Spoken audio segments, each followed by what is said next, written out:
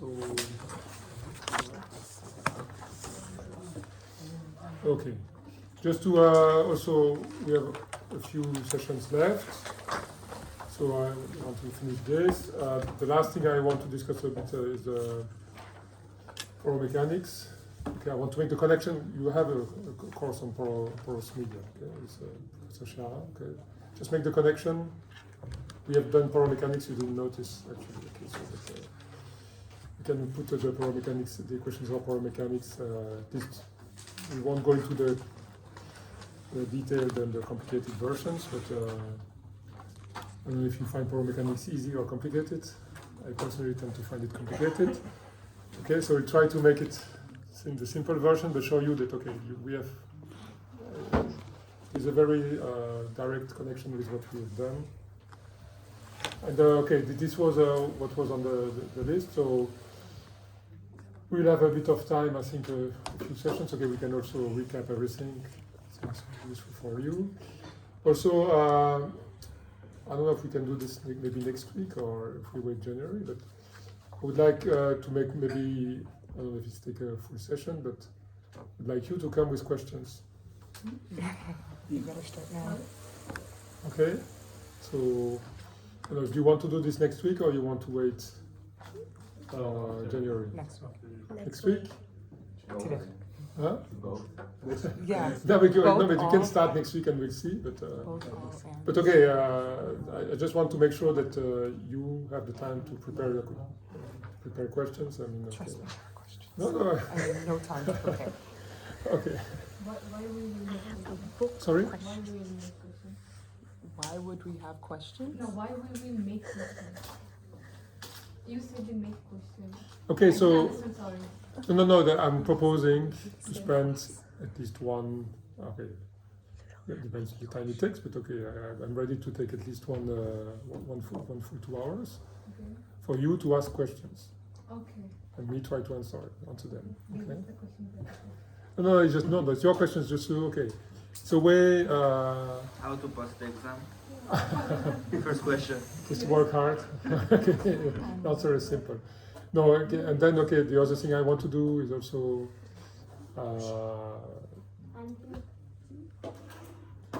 to make a few. Okay, again, you know this course with this all circumference or range. I mean, it's a new course, so there is no previous exam exactly on this model, so I cannot really give you. Okay, that's what I asked last time. Okay, but there was a course which was on part of this, so we can. Okay, I will come with a few exercise. One few. 1 or 2 exercises at least from the previous versions or sub parts of this. Okay, and maybe let you work it out, and then we can discuss. This we can do in maybe in January then. Okay. This week. Hmm? This week. You want to do this? Because next week also. Because we will have the time to prepare for the exam also. Because exam is Yes. after the just Yes. vacation, so it's hard to prepare. Okay. Well, okay. But we have. Okay, so we have today. We have 2 more sessions Yeah. next week, Yeah. and in January We there have are 2 in January. 2 or 3. No. We have 2.5. Yeah, that's the Yeah. strange thing. I mean, I need to fix this thing. We have 1 week We have for 2.5 exam also. 3 days before the exam. That's what I have. Yeah. So It's 1 hour instead of 2. I don't know why. Yeah, okay. This is. I don't know how this ended up like this. There's just odd number of hours for the course, which is very unusual. So the first week of January we have 3 sessions actually. Okay. On the 7th we have 2 times 2 hours. Oh no, this is the 1 hour thing here. Okay. Oh, and so sorry, the exam is really on the. Okay. So yeah, we can do that next week. The poromechanics I can do this in the end. Again, Will it this is be just on to show you that we have done. I mean, it's just the diffusion problem is actually a poromechanics problem in disguise, if you want. So it will be not in the exam format. Okay, again, maybe, No. but okay, this is not a course on poromechanics, okay, but I could use this as an example for exercise. I Yes. personally prefer to focus on what might be, on understanding what's going to be tested on Yeah, of course, but in as many sessions as possible. no, but okay, but okay, well, I don't have written the exam yet, so I don't know. Okay, but typically, I'm going to try to find something which looks like what we've done. Okay, and okay, we try to make the connection. So power mechanics is a good example. It really doesn't take so much. Okay. I don't know how much you remember from the course of power mechanics. But, oh, a little bit. It's, yeah, So yes, the exam would be like open questions or exercise or both. a bit of both. Both. But the exercise would be like. But that's why I want to do a couple of these type of exercises so that you have a better idea. Okay. But the But the- open but- question, I'm asking more like, the open question would be more like we have to demonstrate some equations. No, I don't. It's Like more. you It's more do- understanding. Okay, I'm not going to give you. Because some are really long. Some Yeah, no, demonstration are I really don't. I long. don't really. Okay, it's not. Usually, okay. So, okay. Again, I'll show you examples. But, for example, it could be take a. I try to find examples of coupled systems which are pretty simple in the sense that they imply, okay, 1 degree of freedom in each physics, if you want. Okay, so very simplified things. I ask you to write the discrete. It's naturally discrete. Then in this case, so the system of equations. Okay, and okay, propose. Okay, write what is exactly the staggered, the monolithic, the staggered approach in this case. Okay, there are. But I don't. Okay, and just write maybe the first steps of the algorithm or something like this. But okay, not the full thing. So, but again, okay, we can do this examples of this next weekend. So let's try to do. So we plan this before I start to talk. So let's say that so next week on Monday. You come with questions. Okay, prepare questions. Okay, so this means you go back to your class notes and revise them, or look at them, go through them, I wanted a meeting. and with you this week, formalize so your questions. Make a list of questions. we Okay, can start today. and then okay, we'll have to organize so that not everybody asks all the questions. No, but okay, just also if you want to discuss between yourself also what is the main question. Okay, we try to make this organized. Okay, and then okay, then on Wednesday we come with propose some exercise for you, and we'll let you work a little bit, and then finish together and see that you actually see where the difficulties are. Okay. And then we talk power mechanics in January. Okay, Thank you. let's go for that. Okay, so this thing on the mesh is also a good occasion to connect things. So okay, again I stick to what I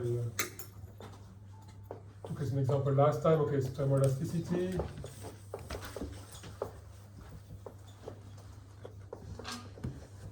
Okay, but I want to use different versions, okay? And again, the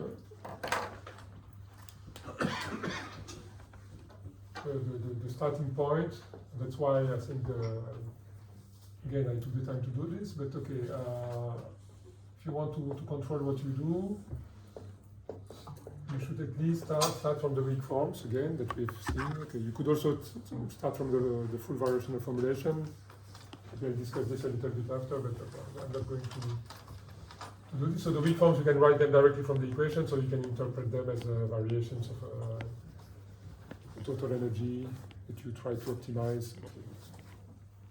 Okay, so and okay, this is what I wrote last week, on Monday, okay. It doesn't really matter, but okay, let's make it static here for the moment. I'll drop the inertial term in the mechanical balance equation, okay? So in this case, we do have the weak form is going to be, let's write it this way if you want. Okay, I'm not going to put so this is typically a tensor in 3D, so 1D is going to be just a scalar. But let's make the 1D case. Okay, let's look for the 1D case for simplicity.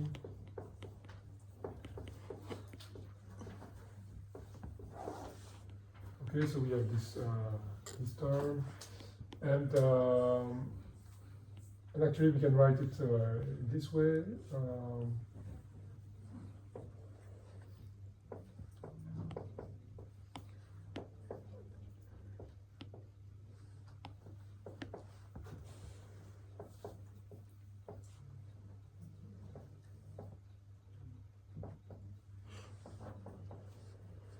Okay, maybe plus a boundary term doesn't this.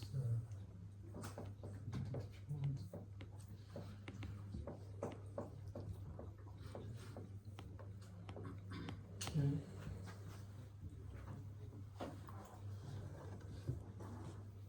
And the thermal part, okay.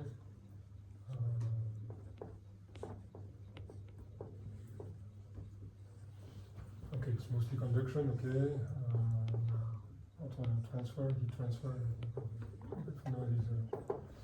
So I have the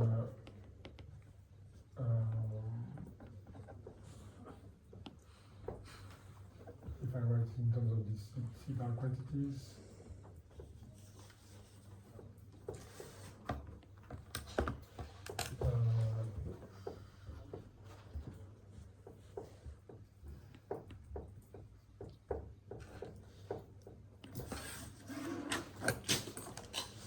And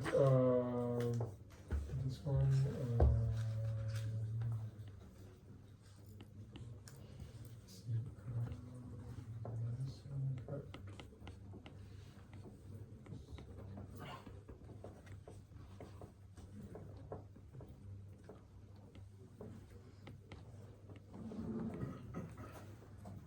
maybe.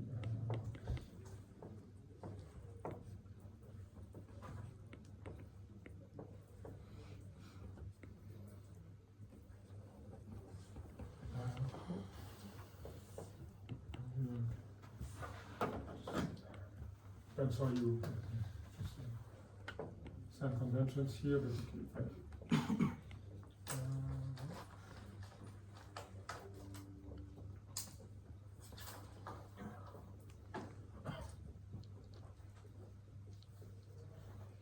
Okay, this is the outward flux and the minus. Okay, we don't worry too much about this. These are right load, okay. And it's R bar. And probably, if I want to be correct, that quantity is divided by T0.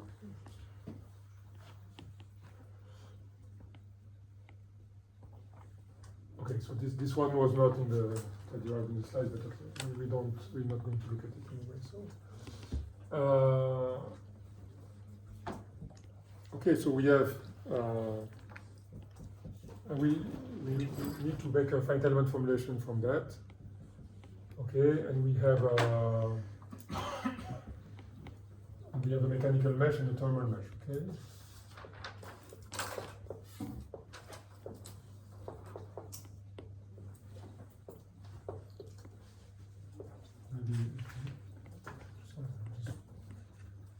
Put this in green so that we can okay.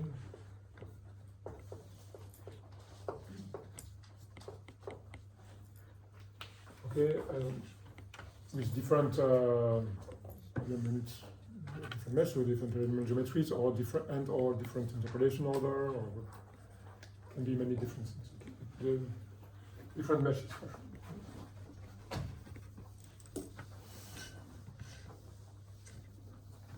Okay, so what is the there are things which are quite clear. For example, okay, this makes sense, complete sense. I mean, there's no real questions. I'm going to compute this on the mechanical mesh because it's all mechanical. Okay, and again, this is what we wrote last time. I think this, in terms of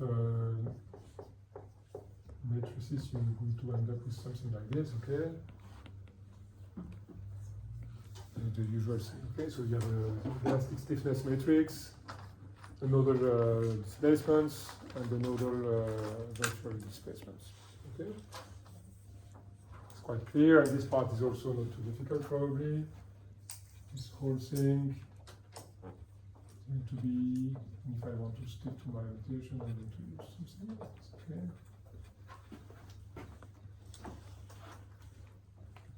Okay. And let's finish with the trivial parts. All this is quite clear as well. This I can write it as something.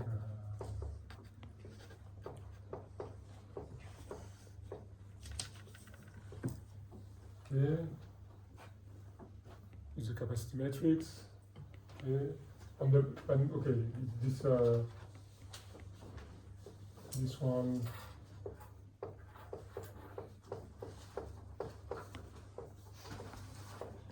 Okay, I computed also on the thermal mesh. There is no standard thing, and finally this part is also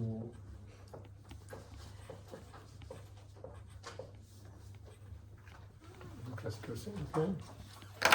So basically, if I didn't have coupling, I would solve this problem and this problem separately, and there would be no questions, no issues. Okay, so the problem or the question is these two terms. Okay.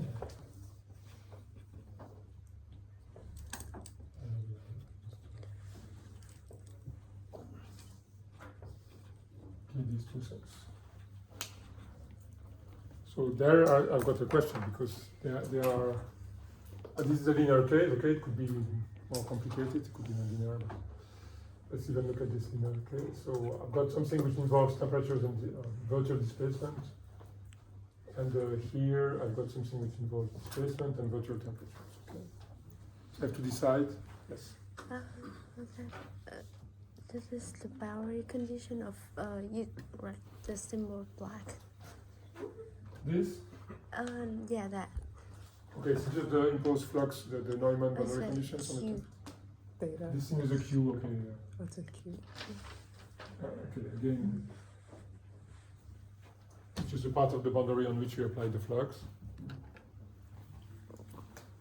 I didn't include it in the slides. Okay, so here, this Neumann, you wrote sigma. What is the equivalent of sigma in thermal? This is the flux Q. Okay, and so if it's thermal flux, I've denoted it Q until now, I think. And J for the mass flux. But okay, this is just loading. Honestly, it doesn't. When you have to solve a problem, it matters, but okay, for what we want to discuss, it doesn't really matter. So the question is really, how do I do this? Okay. And again, so I can depend a little bit on my strategy of solution, and also on the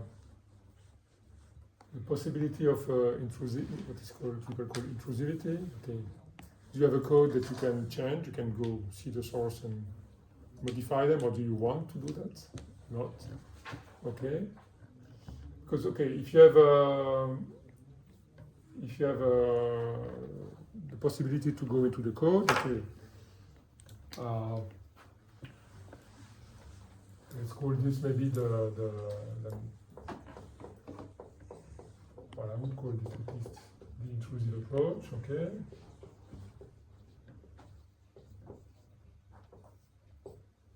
So it's really your code, you can do whatever I mean, you can do many different things. So, okay, we discussed. Okay, so I need to compute this one.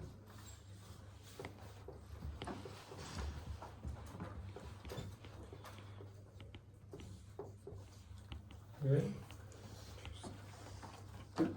So I'm repeating things we did last time, but again, it seems that it's useful. So, okay, I need to, I see that this term, okay, in the end I want to, fundamentally in the end, I want to write to represent this as, okay, maybe I can start like this. Okay, I want to represent this as a force, because the net result, okay, if I see from the pure mechanical point of view, what is the effect of the temperature? It generates a volume force, okay, which is proportional to the temperature. It just happens, okay, but then I treat it in the end, okay, of course this is a function of theta, okay, but if I see it from a purely mechanical point of view, I can always write it like this, and then what I would have to solve is EU equal F theta plus F. So it's an extra force coming from the thermal dilation. Okay.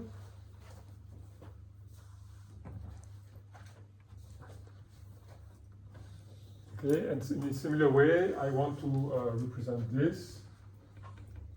So there will be the minus sign here, but okay, it's out of the box.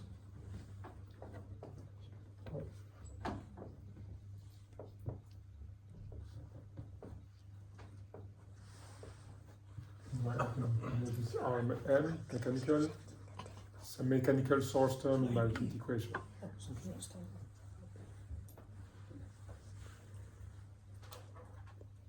Okay. The question is, okay, how do I get this and this? There are many different ways, or there are several ways to get there. Okay. I'm sorry. Yes. Did you write R to the power? So M, okay, mechanical. I'm sorry. I could use U if you want, it may be more consistent with that. Okay. I could put TH there. Put me up. And you know, like this. If I want to be. That would be nice. Okay. Since the force thermal. TH for thermal, M for mechanical.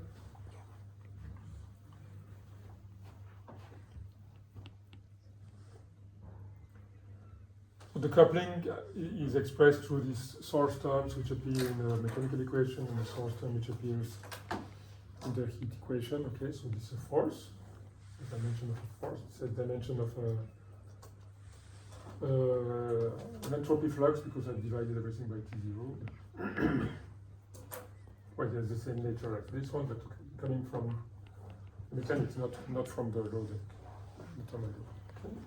The question is, how do I get these things? Okay, so my intrusive approach is going to say, okay, so this must come from there. So let's do it in a rigorous way, as rigorous as possible. Okay, but still we have to make a choice. Okay. First, I'm going to a series of choices. Okay. So if for the first thing, I want to have the delta U appear. So this is the virtual displacement. So it makes sense somehow to. It's not absolutely necessary, but it seems that it's quite intuitively natural to express it in terms of the shape functions on the mechanical mesh. Okay.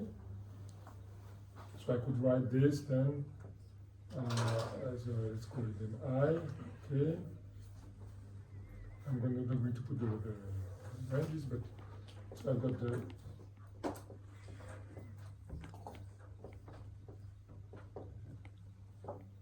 I can do this. Okay. Okay. And these are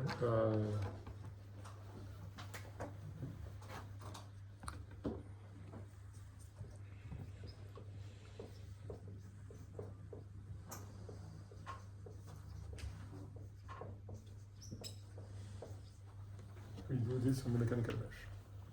Okay?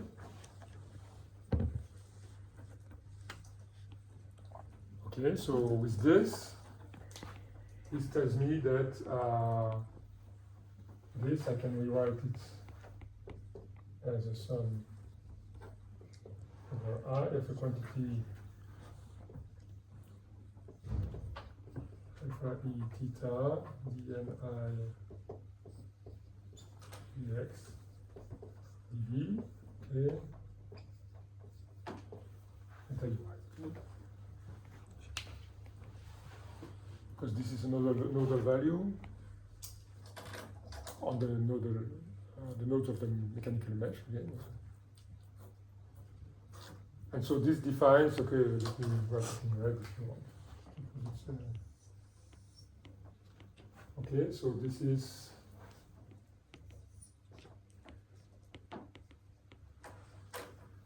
I compare it to this. Okay, this is my force on the nodal, my nodal force on the mechanical mesh coming from the temperature. Okay. Is there a reason you chose M for the shape function instead of V? Okay. It's because the two is I've used phi until now, and sorry, I'm going to put phi then. Don't problem with that. I don't want to change. This is the problem of the. It's a cultural problem if you want. I don't know. There are two main common notations for shape functions, phi and n. I'm teaching too many different classes.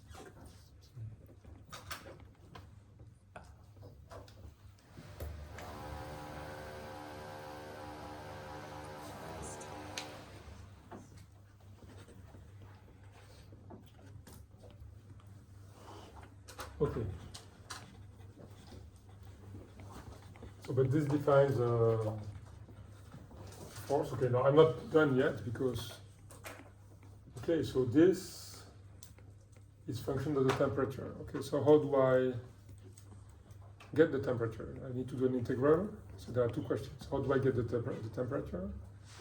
And how do I do the integral? Okay. So if we want to be again stay in the spirit of what we've done now. Okay, so this.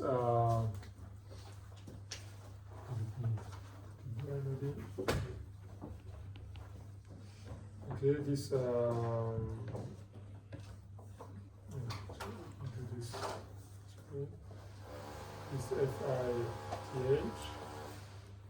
I'm going to do this on the mechanical mesh. Okay. So some of our element of the mechanical mesh. Okay, so.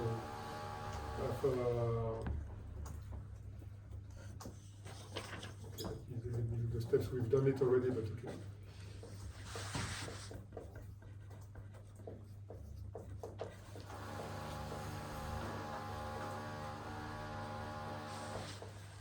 Okay. I do the integral piece by piece on the mechanical mesh. And then this integral itself, okay, I need to do, typically I do it by numerical integration, so I got sum over P. Yeah, could put all the indices here, but okay, I think I've done it last time. And so there are a certain number of integration points for each element, and it depends on the element type and everything, but okay, let's assume it's all the same. And this is okay, and I've got so a weight.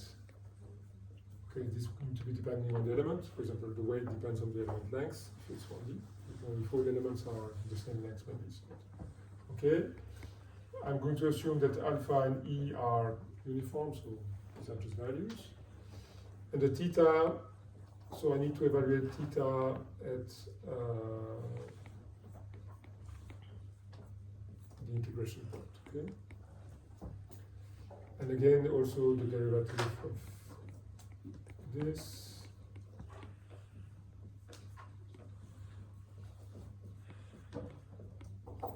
Okay, nice. it's a bit, this board is too small. So again, yeah, I just need to evaluate this and this at the different integration points, okay? So this I know because I know the shape functions for my element. I can compute the derivative at the integration points. The main question is this one. This theta.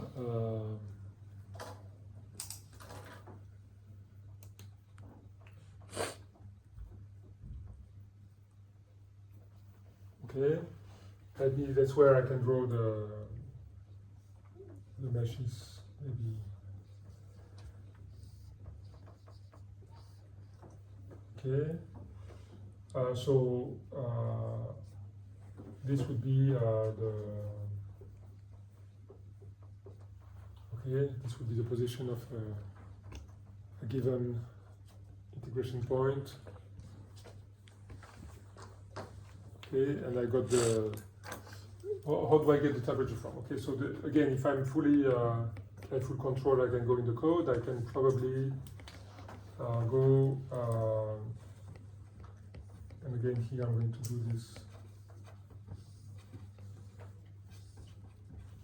Okay, and my thermal mesh, and I can go. Okay, to get the temperature here, I need to.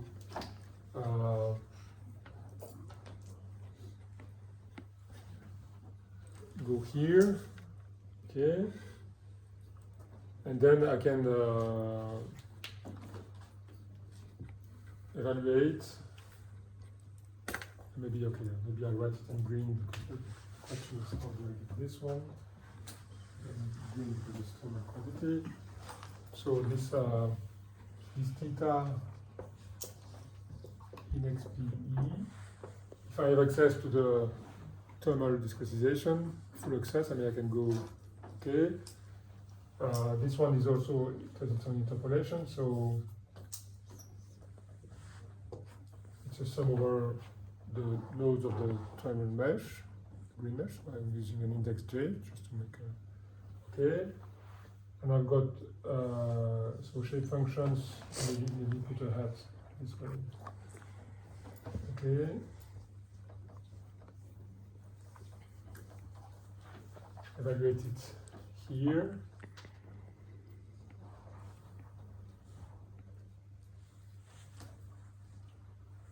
Okay, times the model values.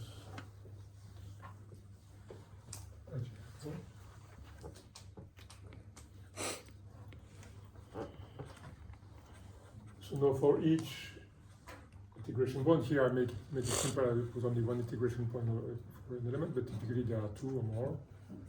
Okay. So I need to find,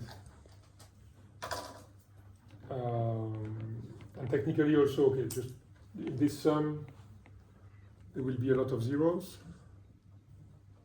What I actually need to find, I need to be able to find in which element this integration point is. Okay, again, this is the same geometrical support. Okay, I'm just shifting them for you to see it. But I need to find. Okay, I've got a position. I need to find in which element of the green mesh this position is. This point is.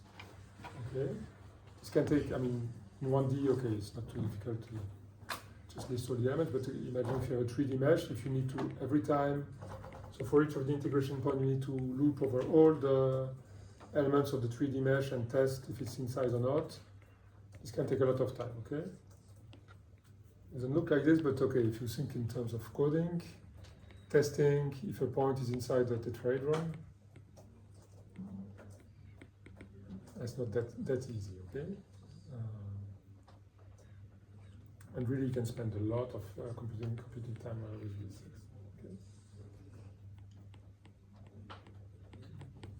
But anyway, so if we have this, okay, now we can put this into the expression there, and so I'll end up writing this. Okay,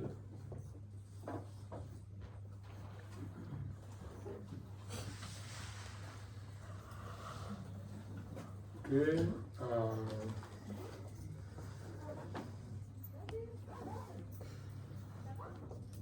Then here we have the sum over j of the phi hat now. J x p j, so the nodal values now, and we again have this quantity again.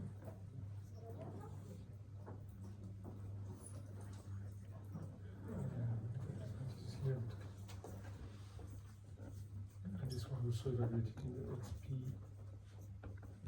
Okay. So this lengthy thing. These are nodal things. These are nodal values. So that's why I can rewrite it also as something like a sum over j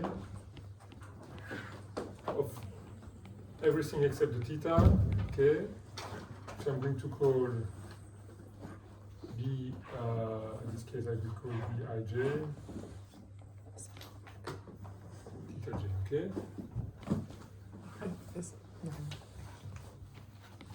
So here is, I just replaced the theta here by this block, okay?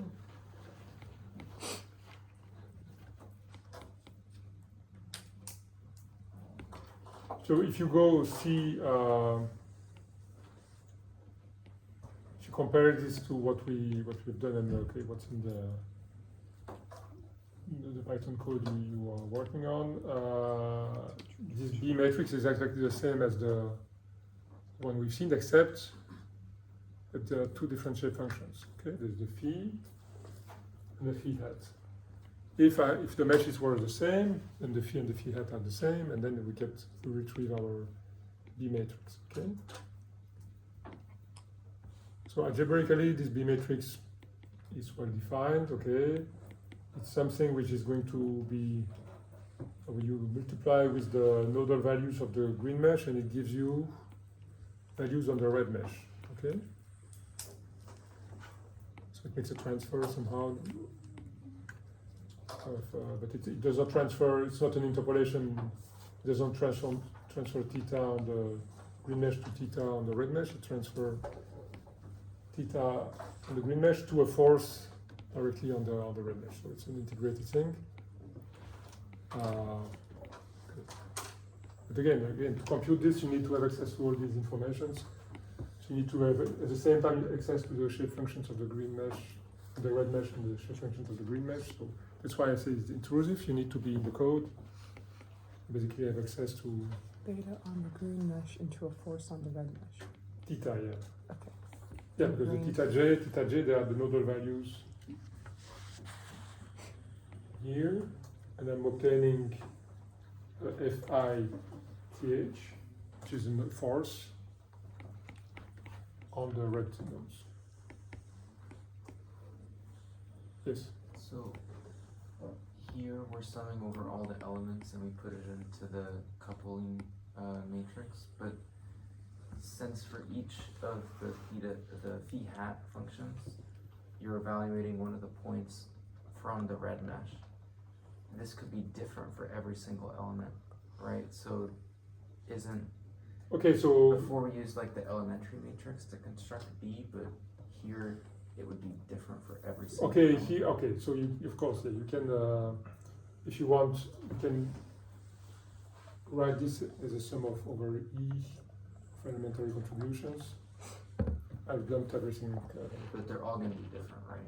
Yeah, okay, so for each, so in the B, let me, lacking a bit of space here, but the B is going to be a sum over E, sum over P, this times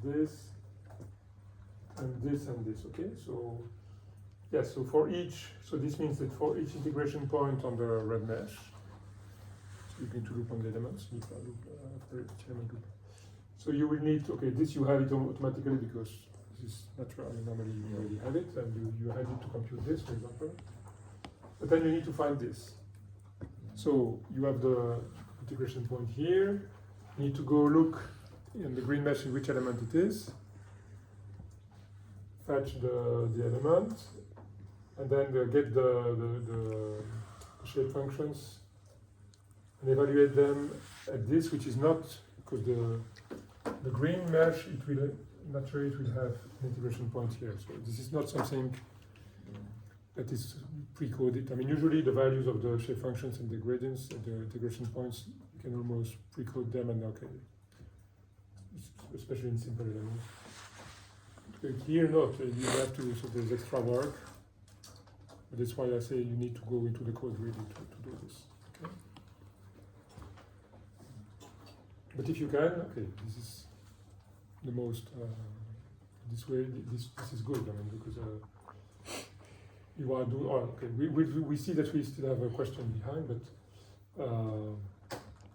but okay, so this is in the view of a monolithic approach, for example, this makes sense because monolithic means you have control over the whole thing. This is okay. This is consistent with your monolithic approach and so on. Okay, except that we are not completely done because we need also this term. Okay, so we're going to have the same kind of question. Okay. Okay, so can I take space? Everybody okay? So we do the same thing but for the other term, which looks a little quite similar, but it's actually not exactly the same. Okay, I can make leave this for the moment and see if I can reuse that. But,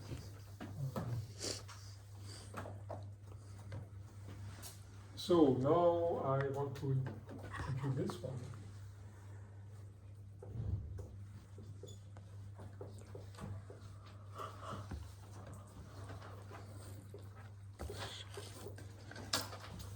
Okay, so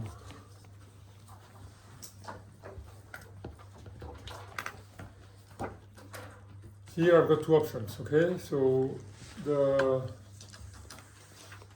one interesting option would be to say, okay, you may be tempted to say the delta theta. I'm going to use the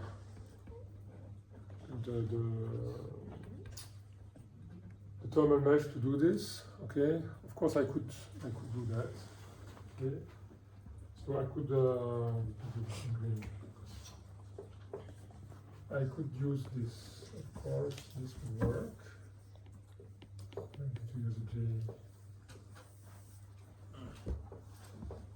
Oh, I mean, okay.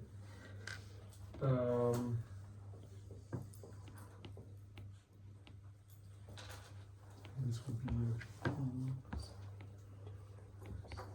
at J.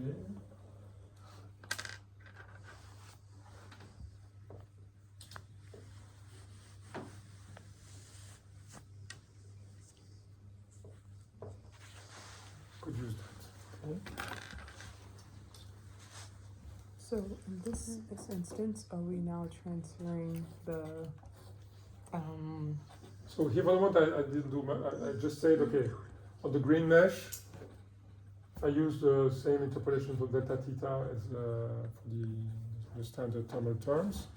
Delta theta is interpolated in same thing this way, so I'm interpolating using the shape functions of the green mesh. Okay.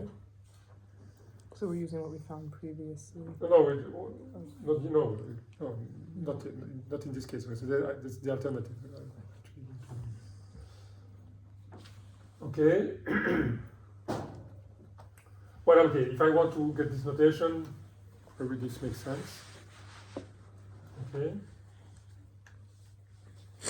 For the moment. Okay. So yes. No, I need to compute the integral. So this defines. Okay, so this defines the R and J. Okay. I want to connect this to this. This defines my source term at the node J of the thermal mesh.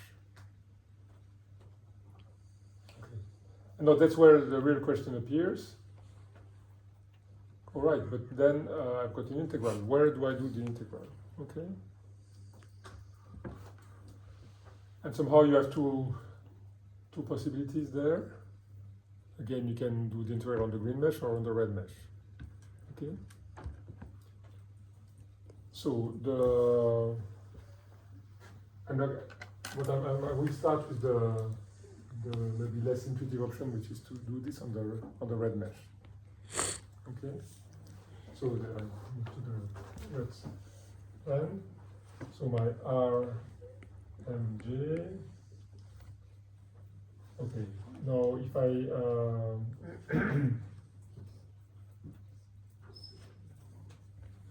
test again,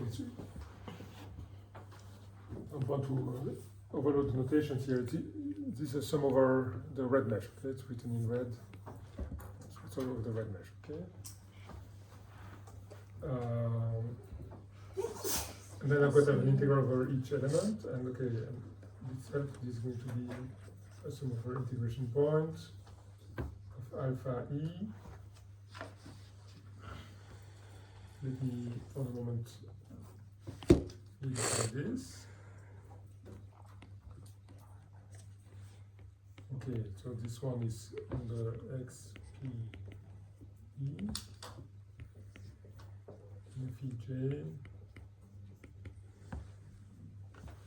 and I've got my weight somewhere.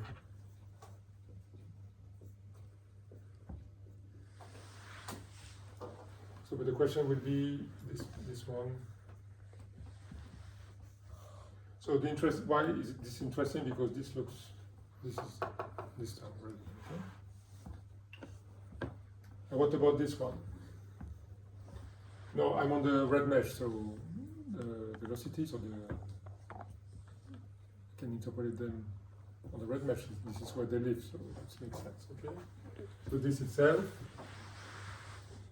can say that it's a sum over I of the derivative of the red mesh shape functions times the nodal velocities. And let me do this complete.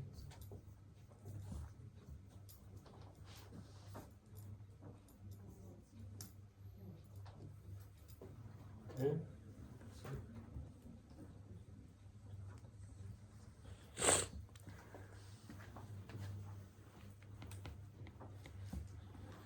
Okay.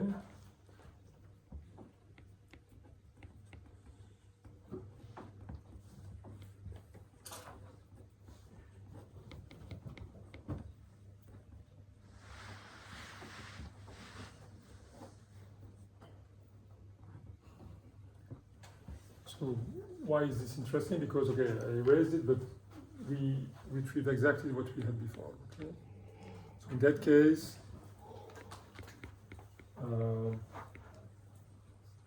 I will be able to write this as sum over I of Bij dot I with the same Bij as the one I defined just before. Okay.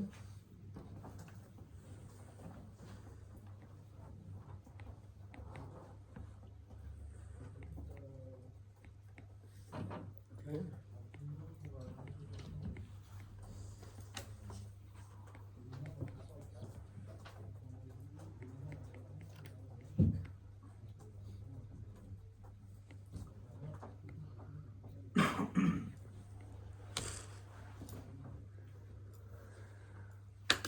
Okay, by doing that, actually you are preserving the duality, if you want, between the two equations, because it's with the same B which will appear. And this actually comes from the fundamentally the variational formulation somehow. These are variations of the same quantity in the total variational formulation. Maybe I'm going to go into these aspects, but if I get to use the same, you end up with the same B. It's going to be a good thing for the stability and to be able to demonstrate contractility and things like this. Okay.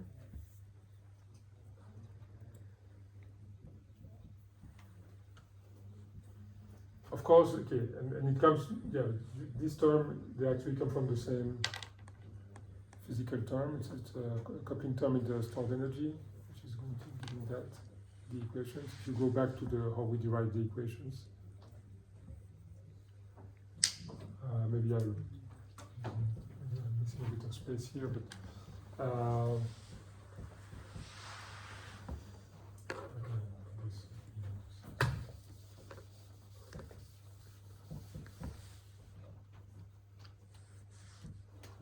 so if you remember, maybe something like this. Okay, if it's in 1D, I have something like this.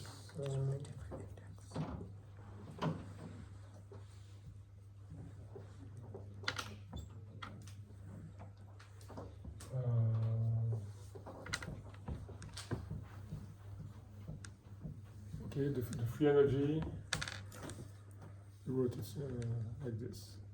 Okay. And okay, for my evaluation formulation, I have things like depends if I take the incremental one or the discrete one. But okay, again, it's a u dot here. But if you do time discretization, you will have delta u. Yes. Sorry, going back to the earlier question. Did you say we end up with the same B matrix? Yes. It is the same if you look. Because I would think that the integration points are That's- different between. No, again, I made the choice to integrate on the red mesh, also it's a term which is appearing in the thermal equilibrium. But I chose to, and I chose to integrate on the red mesh, that's why I switched to the red. Then okay, then we can discuss, just after this was my plan, to know what if we do integrate this on the green mesh. Then we have different matrices. Then okay, then it starts to be, then we can discuss, we are starting to introduce these discrepancies between the two terms, okay? But yeah, maybe the way to, which I wanted to explain somehow at some point, okay, we need to take this integral, so the total energy, free energy of the system, okay? And okay, this one is of course, it will be this, and that, okay, it will be all these terms, okay? Okay, so this is grad u theta if you want.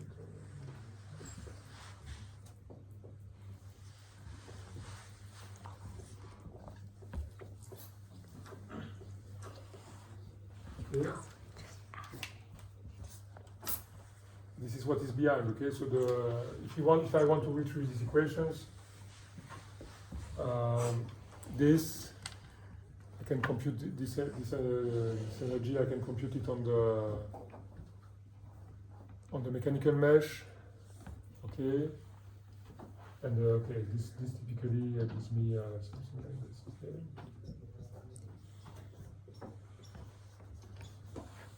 Okay, and this one.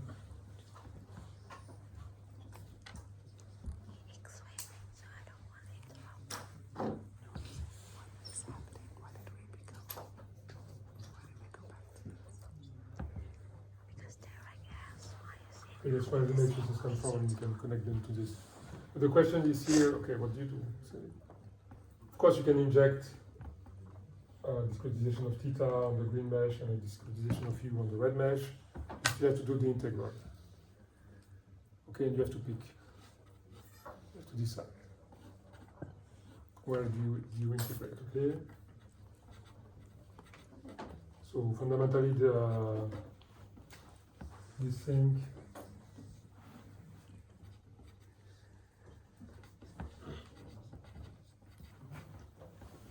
say completely are integrated.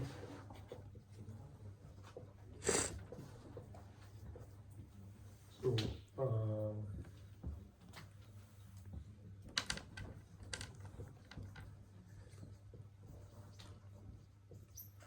can integrate on the mechanical mesh, or on the terminal mesh, okay?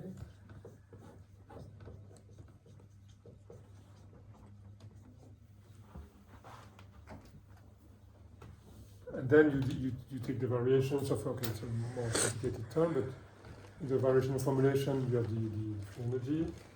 Then you take variations, and the variation with respect to u will give you this term, and the variation with respect to theta will give you this term, okay?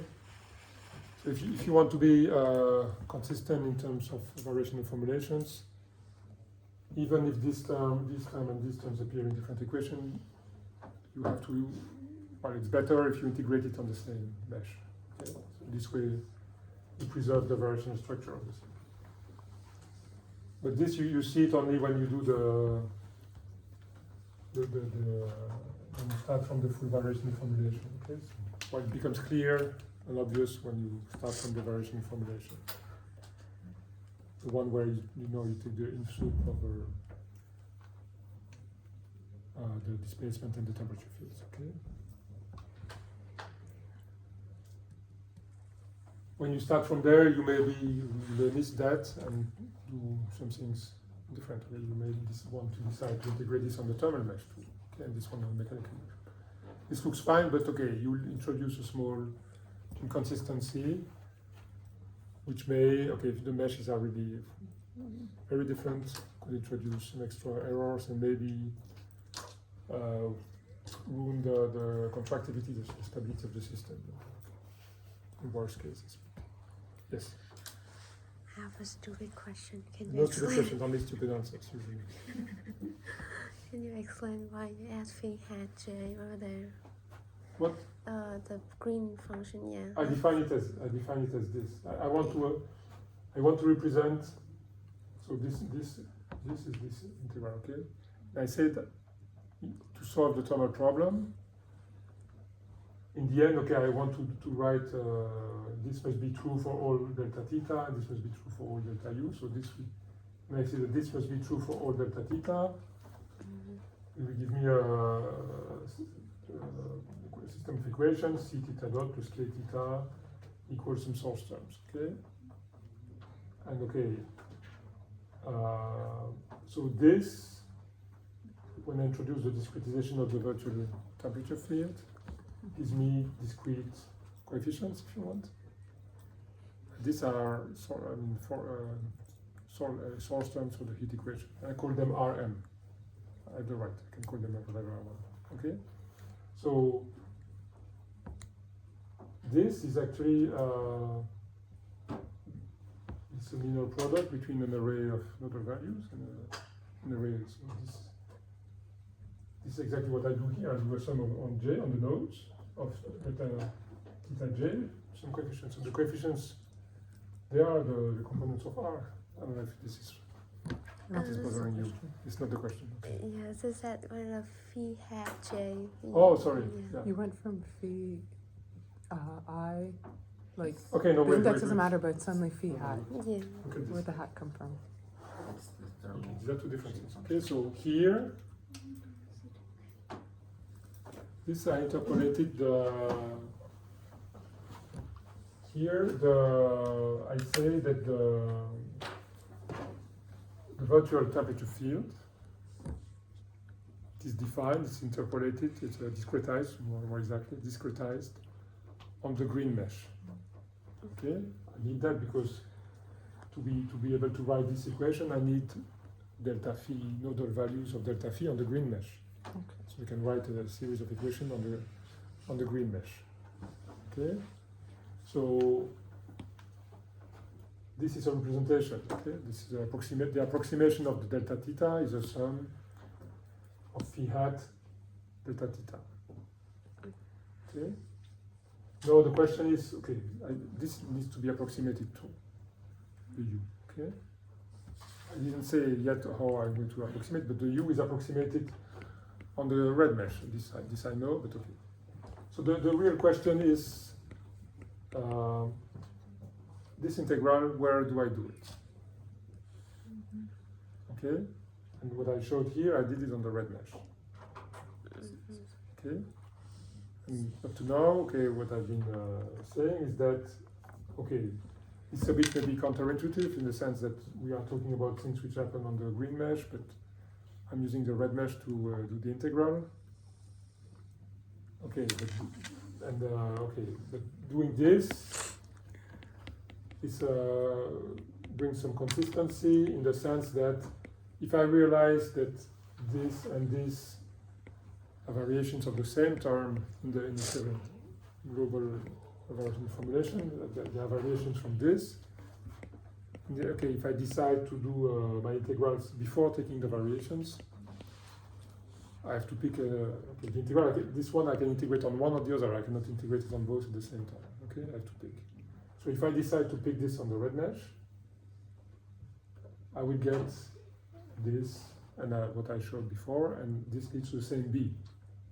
Okay, so this means actually that this is going to be so this one is going to be U transpose B theta. Okay. So okay, so if I use the red mesh, this is going to be something like this.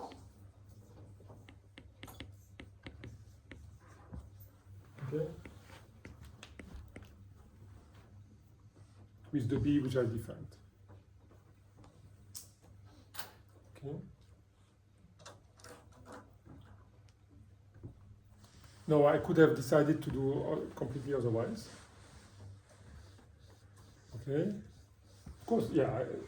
If I forget about this, I can decide to here to do this integral on the green mesh. Okay. And so okay, I need space for this because otherwise it will be difficult for you. So let me what can I erase? I don't want to erase the top already. Okay, can I erase the red part here? Everybody, just okay. Rewrite everything in green now. Okay. So if I decide to do the integral on the green mesh,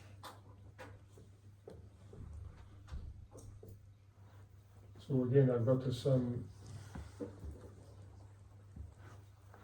Okay, let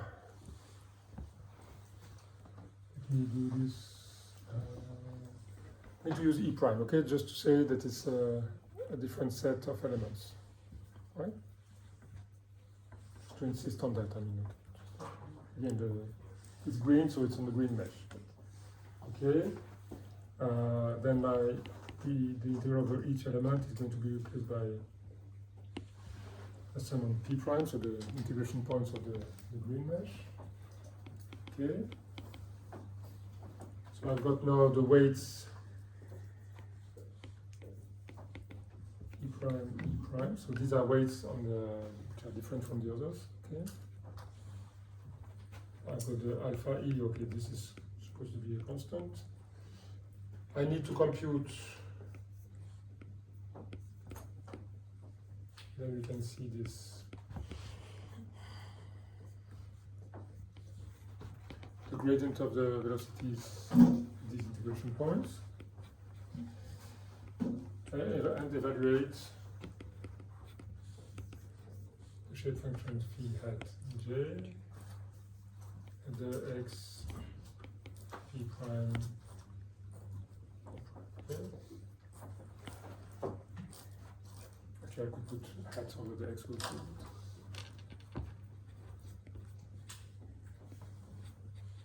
Okay,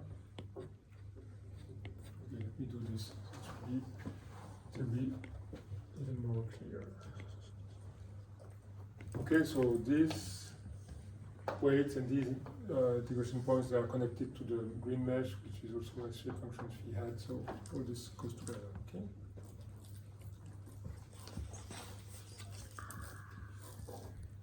Okay, and then this one, this quantity,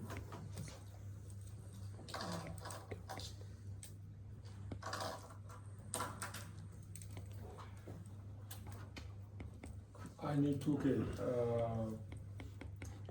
U is the approximation of U is defined on the red mesh. Okay, so maybe change color for this one. So this one is going to be a sum over, so there's a gradient, so the derivative of the shape functions, the red mesh, but evaluated.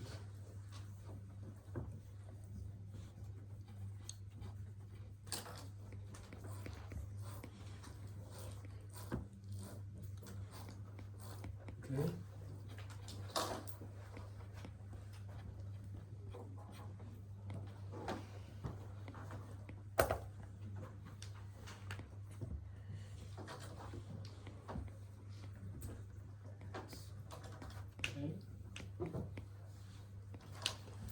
So this is the sum over I. Okay.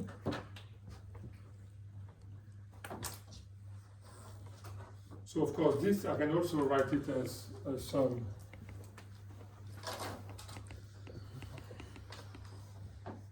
over I of some B ij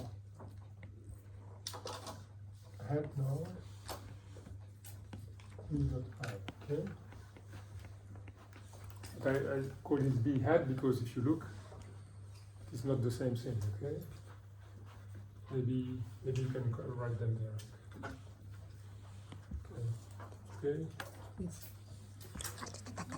To, like,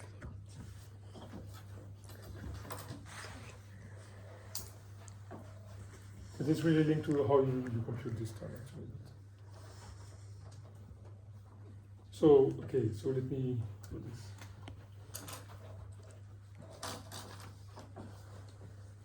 Bij defined before. This was a sum over elements of the green mesh, of the red mesh, a sum then over integration of the red mesh, of the weights with alpha E, and we had delta Pi delta x evaluated at x p e and c phi hat j is evaluated at x p e. Okay, so we defined it and didn't forget anything. hold on. Yes.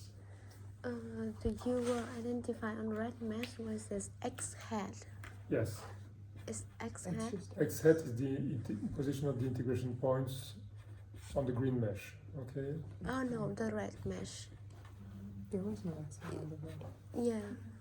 Okay. So what's The X for the red one is hat.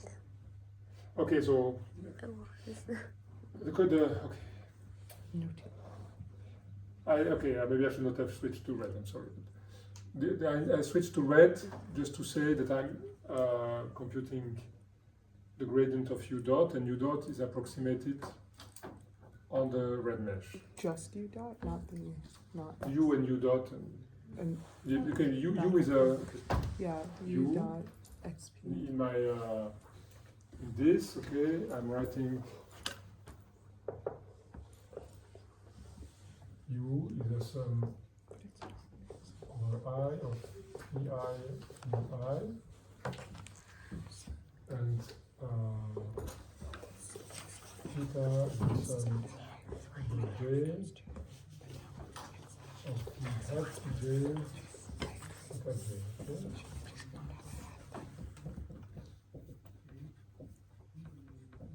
Okay, with the number of nodes on the red mesh may be completely different from the number of nodes on the green mesh. Okay, so UI is given by this, whatever happens. Okay,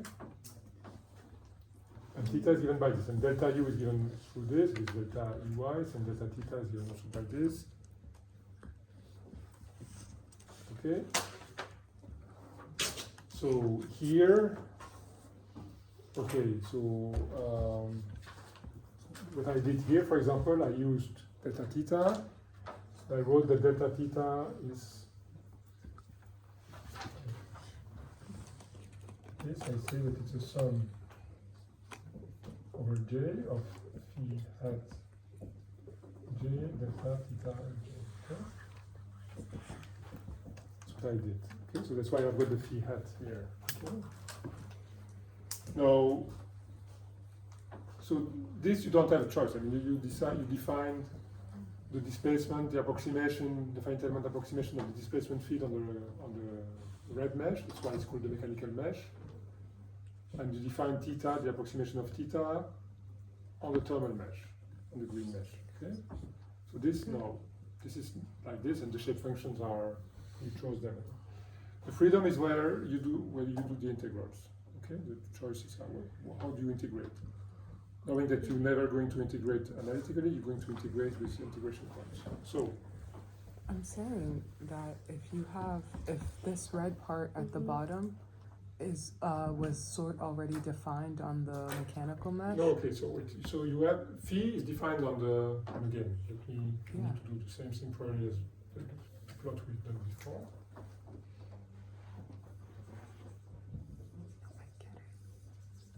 Okay, I've got my green mesh, and I've got my my red mesh and my green mesh. Okay. Now, here I'm decided to compute this integral over the green mesh. So I am going to need an integration point here. Okay, and I call it xp prime. E prime. So this is the element E prime, and this is the integration point P prime of the element E prime on the green mesh. Yeah. Okay. And I need to evaluate the gradient of the velocities at that point. So what do? I go here on the red mesh, and on the red mesh, I've got the phi functions. That are carried on the phi. Okay, and I compute the gradient of the phi function. So this one will be minus 1, let's say, and then will be this one probably like plus 1. Okay, so there will be two phi's, which will be involving this node and this node. So the gradient of the velocity here will depend on velocity here and here. Yes. Okay, so that's what I wrote here. But x hat. You're on your Yes, originally your It- egg. No. Define. It does not have a hat. That's what's throwing me off. Okay, so That's all. so this one is a x phi e. Mm-hmm. So So it's still the same thing. It's just the hats are just to say that these are coordinates of integration points on the green mesh. okay. Just to Okay. insist strongly. You could write it here. It would maybe help too if you write u of x and then e Yeah, okay, we can. of x Okay, hat. well, I mean, just It's just when the notation switches, I start thinking that wondering okay, I where it didn't came from, switch but notations. Okay, okay, I was not sure, but okay. So these are. This is not a coordinate; it's just a value. X is x. Okay. It's the same. Is Okay. it So okay, but I chose to put the hat to insist strongly on the fact that these are integration points connected to the green mesh, to the hats. okay? So the green mesh is the meshes with hats. But now you're red. Now you're red. One has a hat. That is what's driving me nuts. Okay, so yes. So yeah, no, but before remember. Okay, here this doesn't bother you. It seems. With the phi hat valued in the x without a hat. This is okay for you, but so let me finish the thing. So, and the b hat ij. Okay, the sum of a different number of elements because these are okay. So different integration points. So I put the p prime. Different integration weights. okay, I put the hat to say that this is associated to the green shape functions again. The alpha E, here I assume that it's uniform, but if it was not uniform, if you had a material with problem with different materials, this would also depend on, would be evaluated in x hat PE, and this one would be evaluated in x PE. And I've got so the derivative of the shape function phi now evaluated in x e prime and the phi hat j evaluated x prime.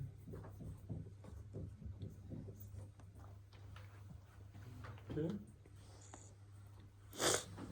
Can I erase this now?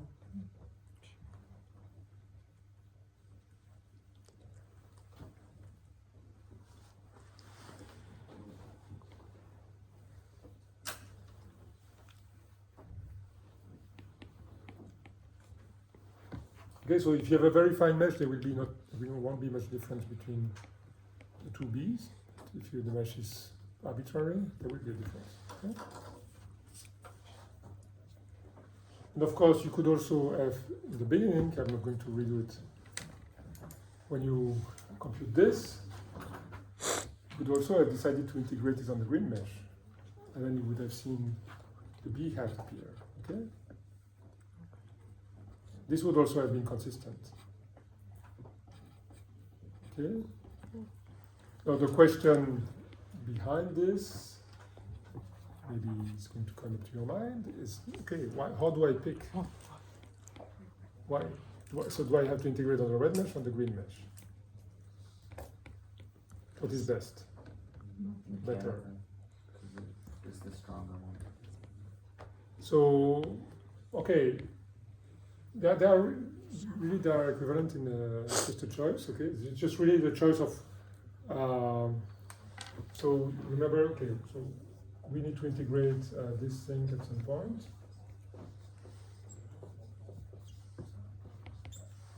Okay, and I can decide to write it as.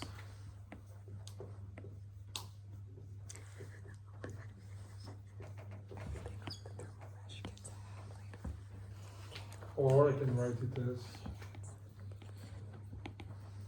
okay, so do this with approximation, because these are different approximations, okay? Either you approximate it like this, or you approximate it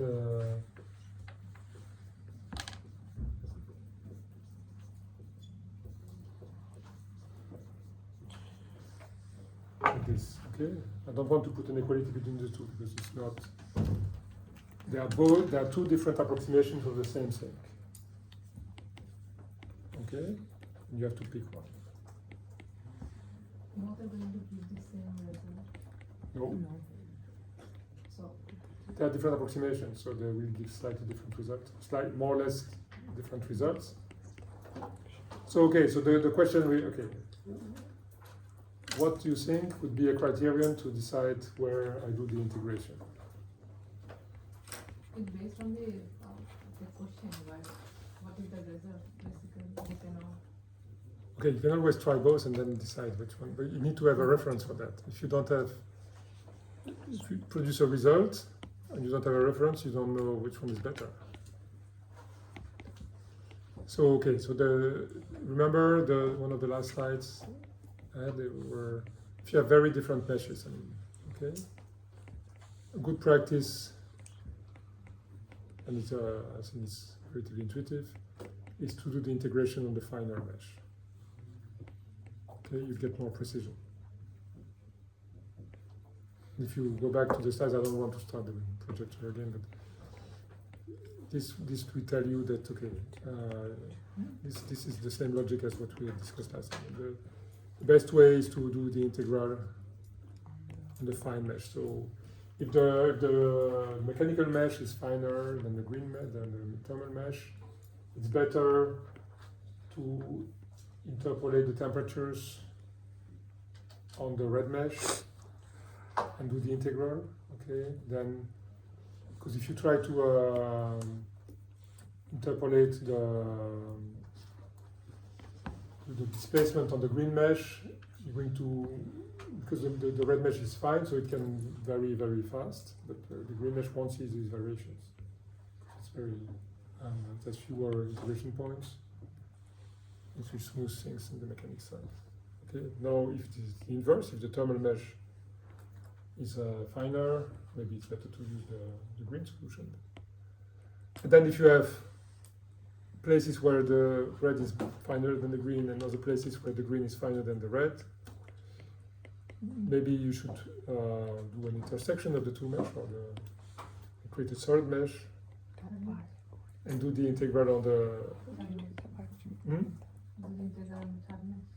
Yes, why not? What? No, you take a mesh. Okay, let me try to make a drawing of this. Okay, remember, you have to understand, meshes are there for different things. Okay, so let me. What happened to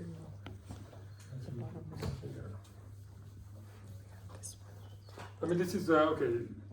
The difficulty you always you have many choices. It's always difficult to pick. Okay, and find out. But this is I mean, I prefer a life with choices than difficulty to pick than a life with no choices. I don't know. I like more choices. Right? More choice. I think a little communism This is is also fine. giving us little bit Yeah. So, Democracy and yeah, no, but okay. Let me draw the idea of the. Okay, so I guess this I think. So.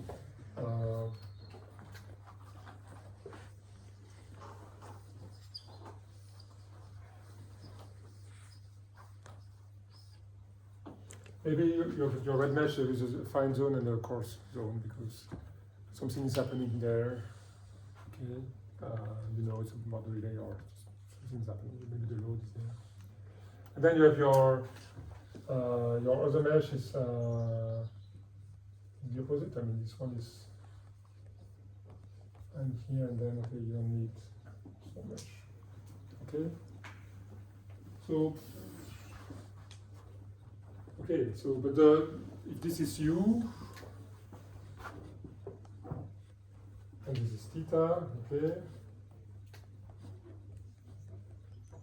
So what does this mean? This means that okay, I'm going to do my approximation on the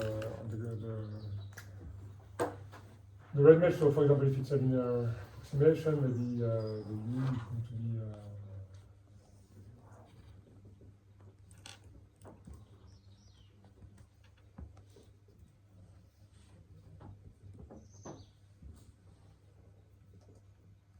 okay, this is the function approximated like this, okay? And the green, okay, now the temperature, okay, is the same thing, okay? I'm going to have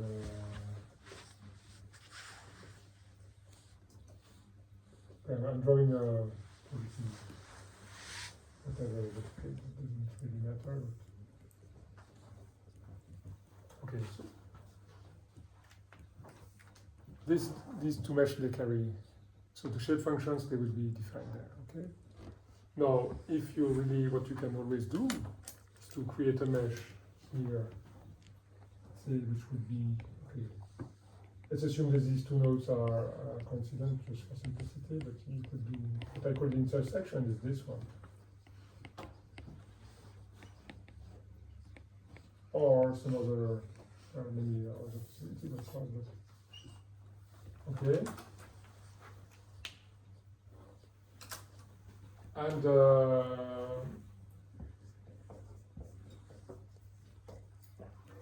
the integrals here. So here you have your integration point, maybe.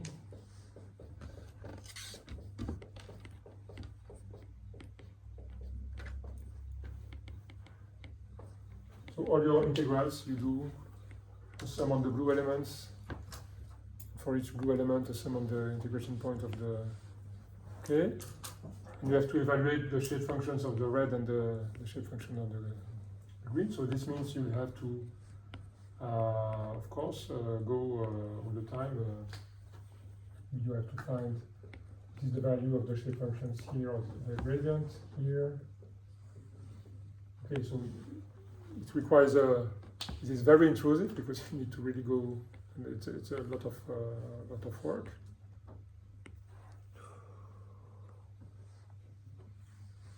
But again, if the so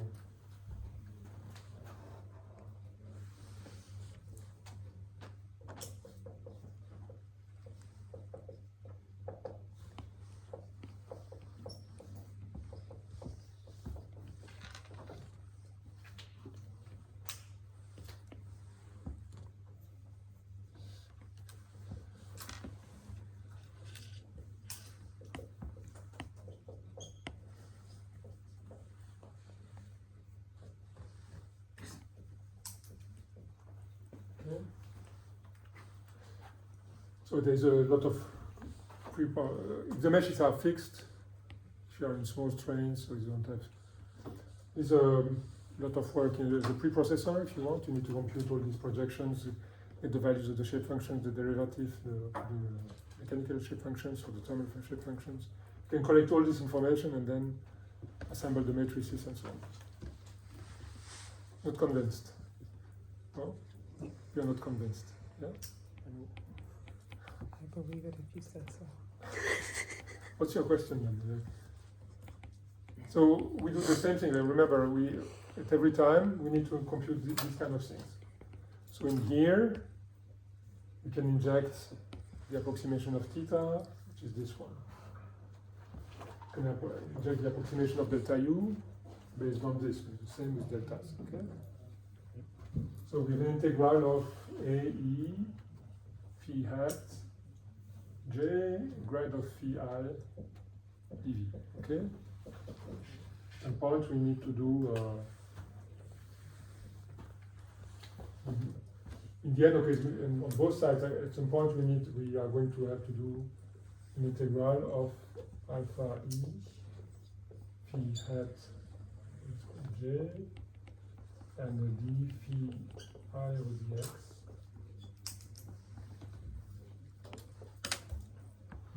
Okay.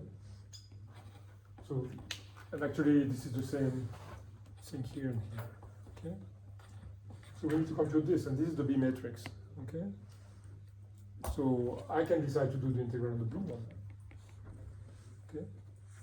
I cut my domain into the blue elements, do a sum over the blue elements. For each element I get integration points, and I evaluate the shape function, the phi hat shape function, so I need to find out where this blue gauge point falls into each element and where in this element on the green mesh. And I can evaluate the phi hat here. I need to do the same thing. I need to find which red element this distribution point falls, and I do evaluate the gradient of the phi I there, because the phi I are defined by piecewise by green element, by red element, and the phi hat piecewise by red green element. And then I can have my evaluation. So this is so it's a bit more projection work, but you can do it. Okay. So this would be, if you want, I would replace this as maybe, let me try to do. Okay, let me use E double prime, P double prime to say it's yet a different mesh. Okay. X tilde. Huh? Maybe X tilde. Yeah, okay, or double hat or whatever. Yeah, tilde, yeah. Tilde is good, okay, I'll take the suggestion.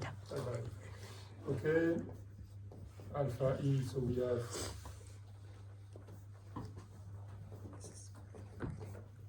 the weights of the blue mesh. Okay, and if we put them in the ij order, I will just put phi I over the x, so evaluate it in the x tilde prime prime E prime prime, the phi hat j, evaluate it at this.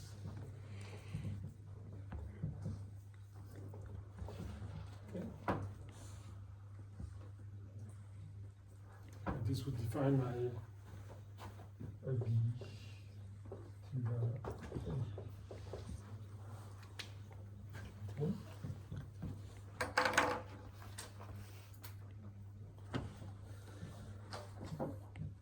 No, okay, you have to pay attention to doing this. When you start to do integrals on meshes which are different than the ones where you define the shape functions, you have to pay attention to how many integration points you pick and so on. Okay, in a single mesh, we have tables which tell you if you have a linear interpolation, 2 integration points is enough to integrate most of the matrices. Okay,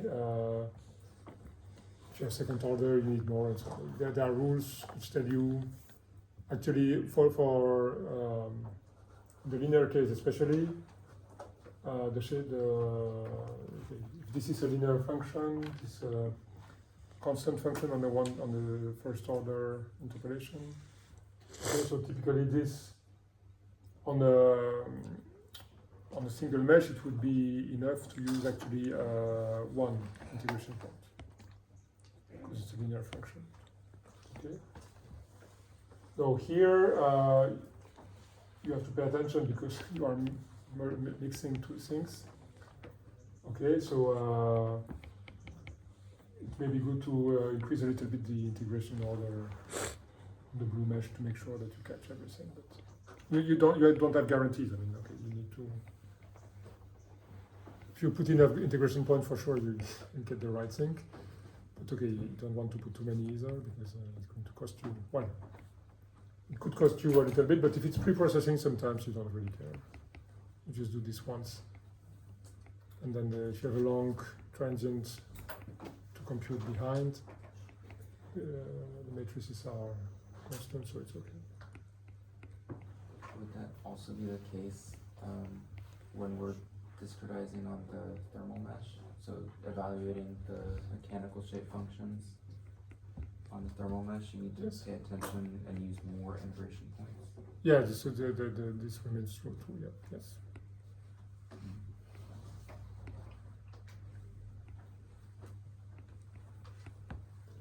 Again, it's going to depend if the mesh are very different or not. I mean, it's always the same. So normally, okay, if you have a mesh which is much finer than the other, and you do the integral on the fine mesh, it should be fine because the fine mesh will discretize a lot the coarse mesh. Okay, so in that case, it's fine. Probably you can stick to the integration rule for the fine mesh. It's enough. No need to over integrate. For the two meshes that you defined, will this always be the case every single time we do this thermoelasticity problem where U equals or theta equals for the thermal and then U equals for mechanical? Is that consistent every single time? You mean, okay, I'm not sure I understood the question. Yeah, So is that- this is well, okay. This is what this is the purpose of the green and the green mesh, of the red and the green mesh. They carry the approximation. And you Okay, know, so then okay, this I mean okay, they are intrinsic in the sense okay, this is really your first answer, your first like this is just to do Okay. this. And then okay, then comes the question of how do I compute the integrals? okay. Okay, so and then that's where you have all these fundamentally these three choices. I mean, everything on the red, everything on the green, everything on the blue, or well, you have an alternative choice. You can take part on the red and part on the green, but this you start degrading the quality then. Okay. How can you tell when you're starting a problem or these meshes, which is the finer and which is the coarse mesh? Okay, so the once you've decided your mesh, one is a smaller size than the other one, so the finer one. But okay, So you pick. why do you decide to create a fine mesh for one problem for the mechanics and a coarser mesh for the thermal, or the inverse? Well, normally this is because you have some idea of what the results will be. And you have an idea of where you should Okay, you refine the mesh to get a better approximation, or you do this in places where you have strong, fast variations of your solution. Okay. So if you don't know what can be done, also is to do a mesh adaptation. So you start with a relatively coarse mesh everywhere, compute a solution, and there are ways to evaluate the quality of the approximation. Okay. People have worked a lot on error estimators. Because if you do a calculation, it's because you don't know the solution normally, okay, except in exercise in class. In the real life, normally, if you do calculations, because you don't know the solution. So there's no way for you to directly estimate the error. Okay. So you need to. Question? Yes. Question. Why is that exact for big tilde? It was meant to be a tilde, badly drawn. Oh, I think so.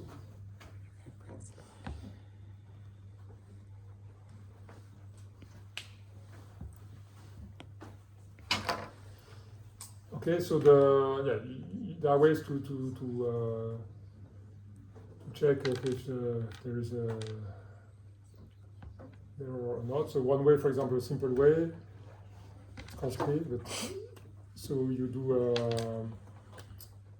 a calculation on a mesh, you refine it once, you just subdivide all elements by 2, for example, you check how much the solution changes. If the solution changes a lot, it means you have room for improvement. So it probably means that your error is significant, okay? So you can maybe try to refine a bit more. Okay? So this is costly because you need first, maybe it was good from the start, but you don't know, so it's okay. So that's why if you start with a really coarse mesh, this may be the first calculation may be cheap, so people have come up with more sophisticated ways to estimate the error by reconstructing fields from, for example, reconstructing a smoother field from this piecewise linear approximation and checking how far this gets you. Or in other words, I mean, okay, here I've got a rapid variation, so maybe there's something that's happening there. Okay, so, but okay, this is not the subject of the course. Yeah. Yes. Sorry, another question about the integration points. Yes. So if you're doing it on the thermal mesh, and say you only need one integration point for the thermal shape functions, would that still be true? Do you only evaluate one integration point for those, and then you have like 2 or 3 for the mechanical? Or do you use would you use all the same number of integration points? Okay, you have a lot of freedom. Let me answer in this way. Okay, so for example, if you take something like Phoenix, okay, there are many things hidden in the back. So when you define your this would be the bilinear form. Depending on the cases, this could be seen as a linear form if you work in the uncoupled case, in the staggered case, or a bilinear form if you work in the monolithic case, but this definitely is a linear form, okay? I didn't go look into the details, but it trying visibly to estimate. So f is defined as a function, so it can estimate the order of approximation of f. Because okay, usually f is going to be carried by also an approximation somewhere. Okay. So, but it estimates the order of the polynomial which has to be integrated. And if you don't say anything, it's going to adjust the number of integration points, integrals by integral. If you write it again,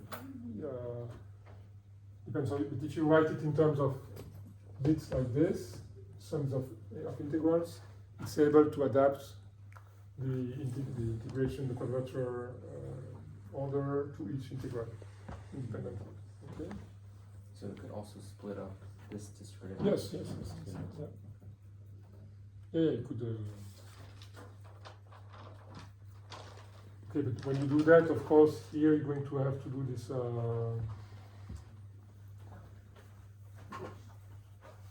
it may not be easy to understand from here what is the order of that one. It becomes a bit sophisticated.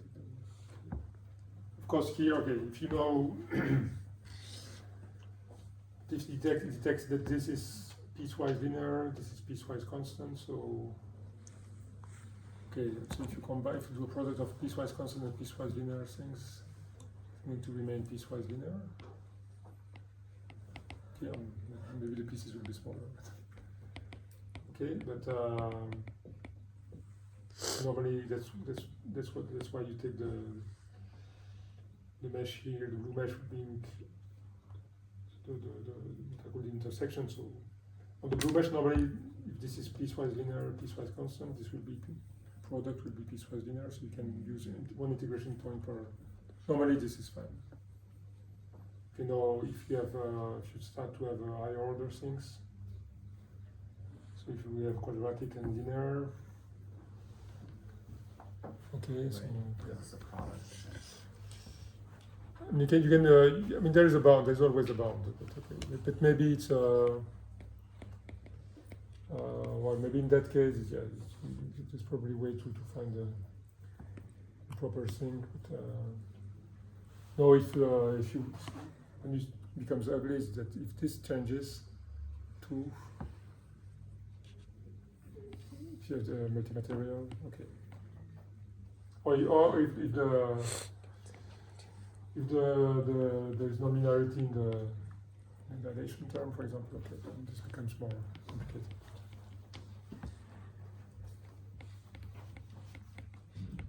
Okay, so there's not so much time left, and so I'm not going to go to detail this, but I want to say that there are yet other possibilities. Okay. So because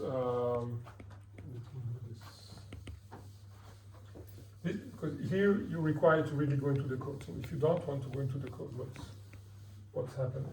Okay. Okay.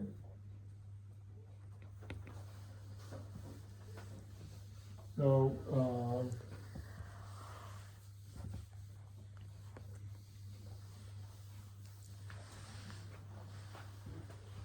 if the two codes don't speak to each other too much, or the two parts, okay. I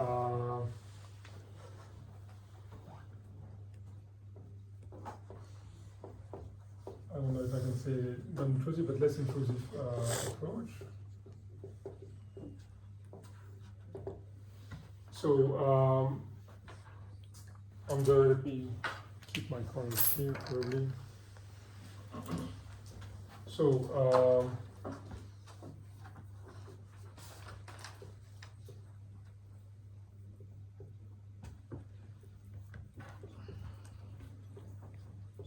this I could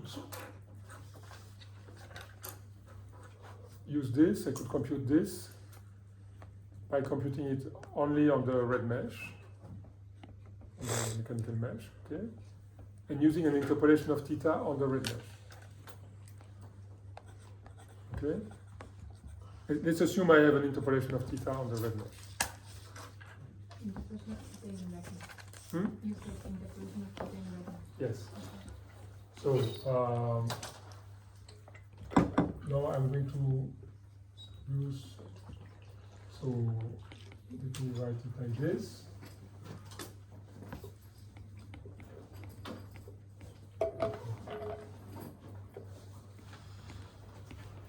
Okay. Okay.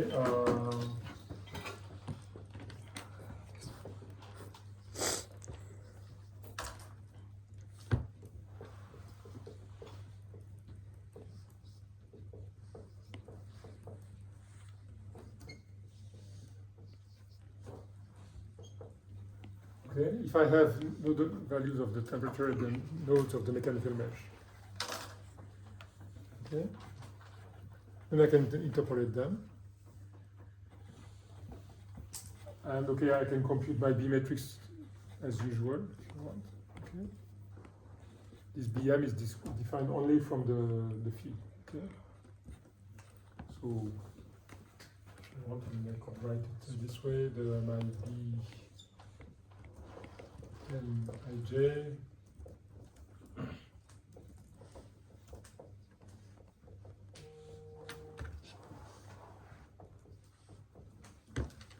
Something like this, okay?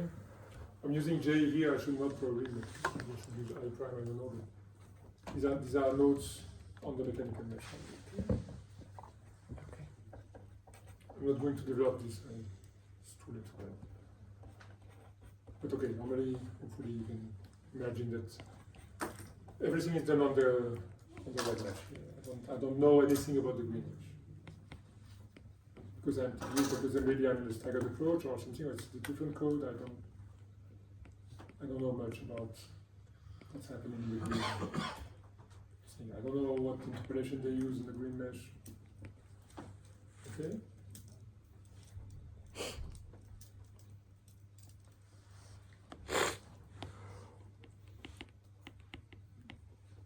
Okay, but and then I'm going to have to connect this to the.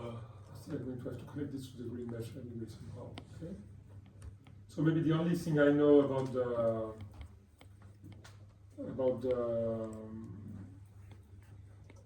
the green mesh is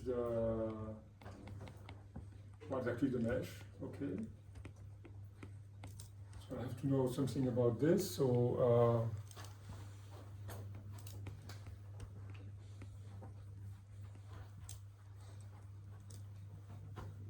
The theta m's themselves, okay, and then okay, you can do. I'm going to show one example. Okay, you can write this way. So I can write. This is coming to what we have written before somehow. Now, if I want to connect this without going too much detail. Normally I can connect this to the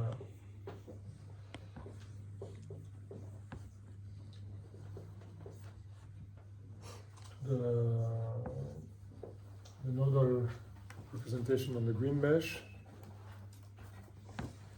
Okay, I need to know something about, okay, maybe the interpolation function, but at least I can use an interpolation. Normally from the mesh I can guess if it's just simple edges, it's probably the linear interpolation. I cannot do much more than that. If I've got triangles, 3 node triangles, it's linear. If I've got 6 node triangles, okay, I know I can do second order. Wait, so we don't know anything about the green mesh, but we know. I don't know it's- much, I know the phi hat, okay, I cheated it. Okay. I don't want, at least I don't want to go into, that's why I say it's not, it's non-intrusive in the sense that normally you show me a mesh, I can guess the interpolation you do on it because okay, if you have a mesh which is in 1D, just 2 noded edges, 2 noded segments, you can only do linear interpolation. There's no more information. You cannot do more than that. Okay. If you have in 2D, if you have 3 noded triangles, you can only do linear interpolation between the 3 nodes. Okay. If you want to have a second order mesh, normally you need extra information that typically you put at the mid edges. You put nodes in the middle of the edges. A 6 node triangle, this kind of thing. Okay. So but okay, it doesn't really matter. This may not be the exact function that is used to do calculation. But okay, I see the green mesh, and I guess, if you want, it's probably going to be a good guess, but the shape functions, okay? And this is to connect with what things I had written on the slides before. So this, okay, remember, this can get a matrix now. I don't know, maybe I use the capital value here. And this is, yeah, we can define it in this way or the other, I don't know.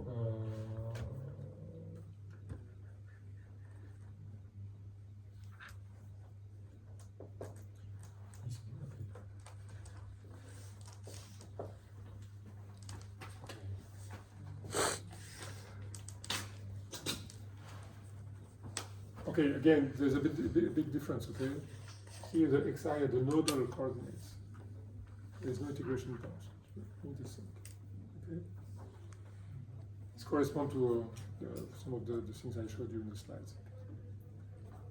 So here, I've got the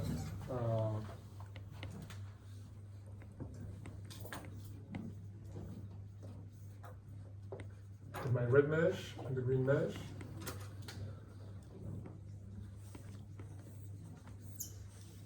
Okay, this node I. Maybe this is sorry, I want to put green here. This is J and J plus 1, okay. So I'm evaluating the, okay, so this is what I call it. So it's the position of node I. And I do one interpolation here. So it's just the only way I can connect the two meshes. Only through nodes. Okay.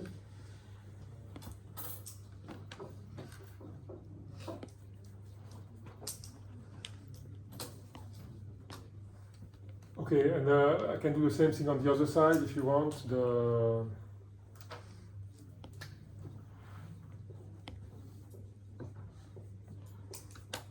RM, if you look at it, okay, this can also be seen as a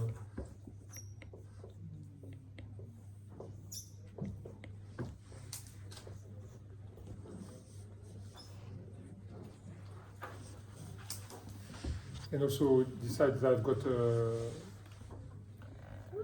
approximation, like if I know the values of displacement, so U dot.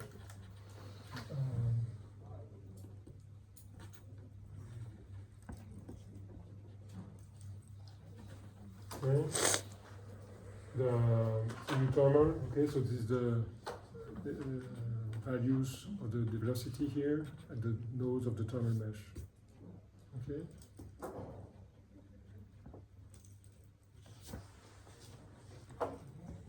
So if I do the Earl, okay, so this means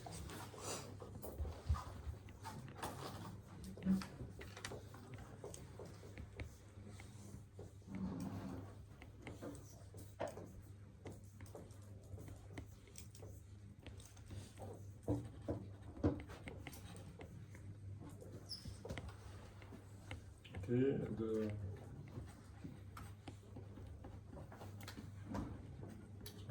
go back to one green.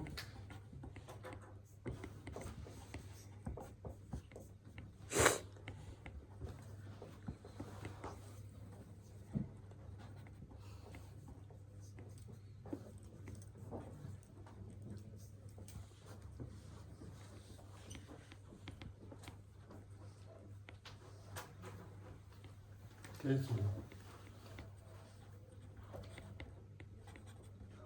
okay, and I could connect also the U theta by the same way. The TJ could write it as interpolation on the red mesh.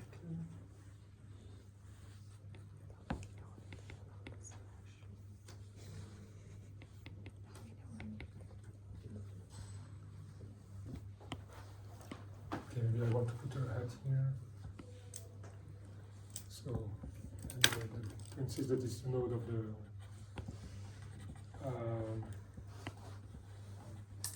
it's the position of the node on the green mesh, even if it's written in red.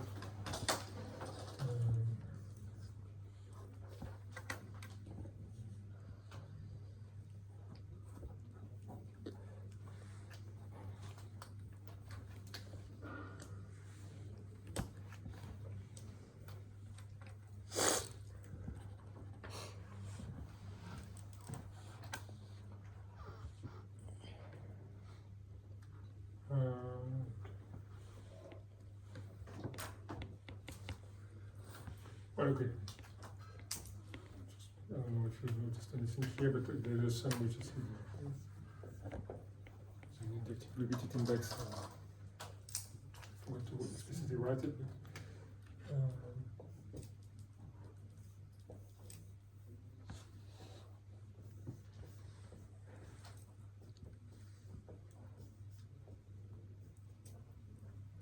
Okay. So you could compute this matrix phi, a matrix phi, a matrix phi hat, to connect the two. So this may not be so good. Actually, it's a little bit like using the b and the b hat separately. Yeah, shouldn't be big. Sorry. Yeah, shouldn't be big. Okay, we can put a hat. Okay, but yeah. Yes. We can.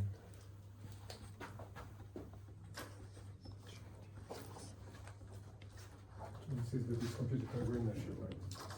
The terminal already says a little bit this, but okay, so we can. So this is not. This is really the maybe a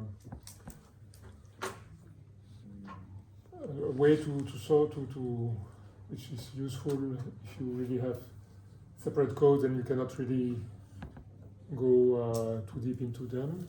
Okay, you still need to have to be able to compute these B matrices. Okay, this BM and B hat TH. Okay. There are other ways to transfer the forces and the things, but okay, this is, we can make many variants. So the one thing with this is that, okay, the problem is that, again, you are approximating these terms in completely different approximations. So you have a discrepancy which can create errors, and maybe worse in some critical cases. But okay, if you don't have the choice, you probably end up doing that. You can also try to modify things so that in the way that I showed on the slides, trying to think of this in terms of computing a flux, computing a RM on the nodes of the mechanical mesh, because the Rm depends on the velocities. So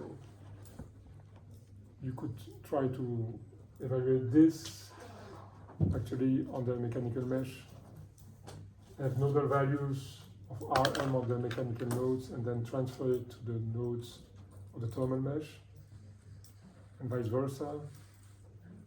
Okay, it's too late to go into the variants, and I think, okay, I've given you more than enough for today for sure.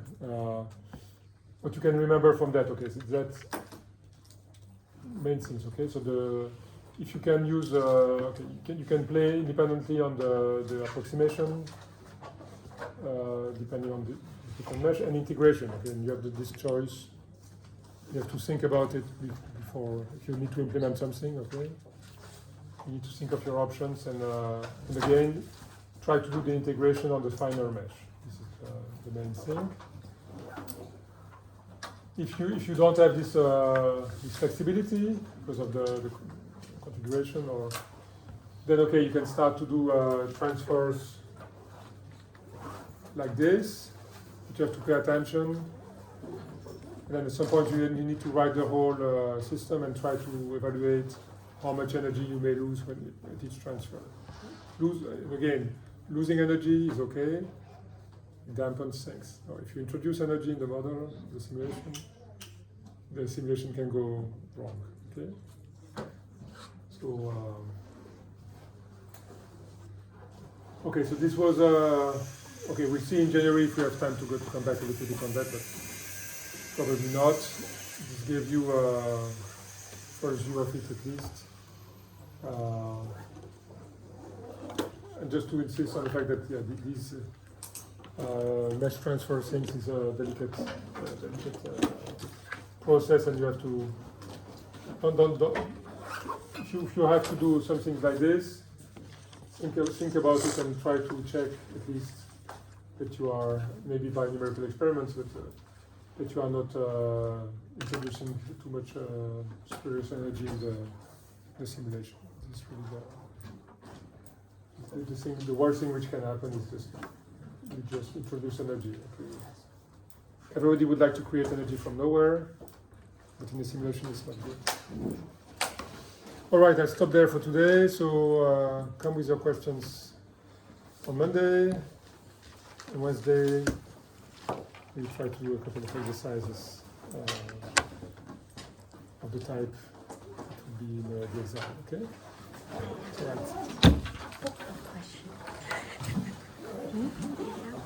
Question. Oui.